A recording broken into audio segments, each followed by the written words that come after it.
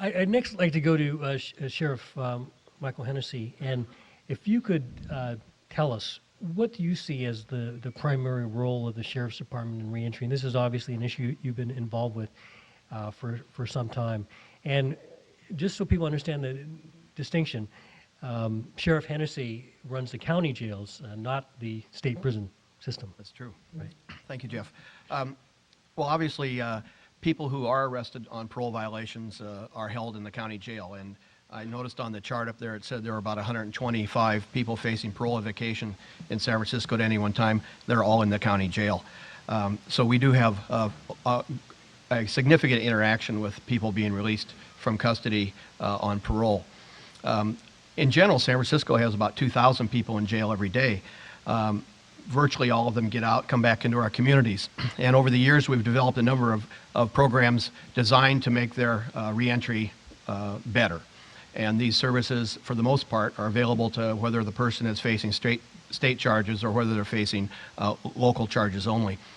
We have in-custody programs, which I really won't go into because we're talking about reentry here.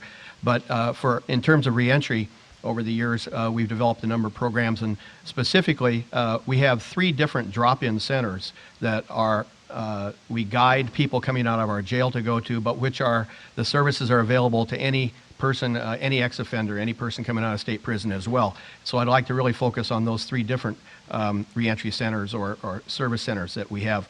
One is located at 70 Oak Grove.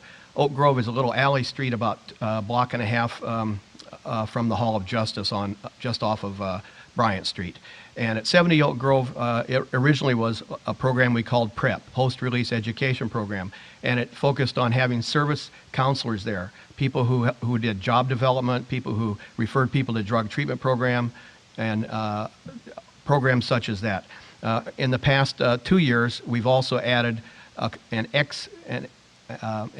out-of-jail component to our high school. As Jeff pointed out, we have got permission to have a charter high school in our San Francisco County jails, and we recognize that people are not in jail. Many people are not in jail long enough to finish a high school education, so we have established a wing of our Five Keys Charter High School in our prep center as well. So a person who does not have a high school degree is welcome to come down and enter our high school. We have rolling semesters every month that start, and it's free. And we recognize that if a person does not have a high school degree, there are going to be many job opportunities that they're just not even eligible to walk through the door for. So I would encourage any of you service providers to send your clients who don't have a high school degree to 70 Oak Grove, and we can get them in our high school. And they have to meet California high school standards. They have to go to school a certain number of hours a day, and they have to pass the famous California exit exam. In the past 2.5 years, we've had about 60 people graduate with their high school degree, and in a couple of months, we will have another 15 or 20 graduate with their high school degree. But those services are available to anyone coming out of our jail or any ex-offender here in San Francisco coming out of state prison. At that center, we also have, as I say, those other services. We have a job developer, and we have counselors who do a whole service of services for people who are ex-offenders and face all the problems that ex-offenders have. A second service center we have is at 120 14th Street, which is actually our sheriff's training building. But in that building, we also have survivor services available. These services were primarily set up originally to serve the victims of the crimes of the people who are held in our county jail, and specifically in our anti-violence counseling program, RSVP. But we've expanded those services to be able to provide services to any victim of crime, and in fact, many ex-offenders are victims of crime. And many ex-offenders, particularly women, are coming back into abusive relationships. And so we do have services there for crime victims, and it may be a family member, it may be a spouse or a loved one, or it may be the ex-offender himself or herself, and we provide services there on a wide variety of types. And then thirdly, on Bryant Street, at 930 Bryant Street, the old Work Furlough building, we've just recently opened a Women's Resource Center. We recognize that women ex-offenders oftentimes kind of get lost in the in the mix. The numbers bear it out that they are anywhere from 13 to 20% of the population of the prison and jail population, and oftentimes the sort of male-dominated services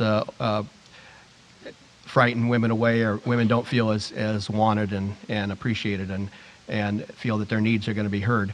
And so we've opened up a women's resource center specifically for ex-offenders at 930 Bryant Street. And it, again, is open not only to people coming out of the county jail, but it's open to women coming out of state prison as well, or women who just have a criminal history. We, again, have job development there. We will have health services there. We don't yet, but we are working with the health department to have health services there.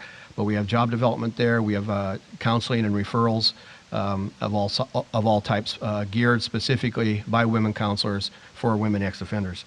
And Jeff pointed out that we've recently started a program called NOVA, the No Violence Alliance.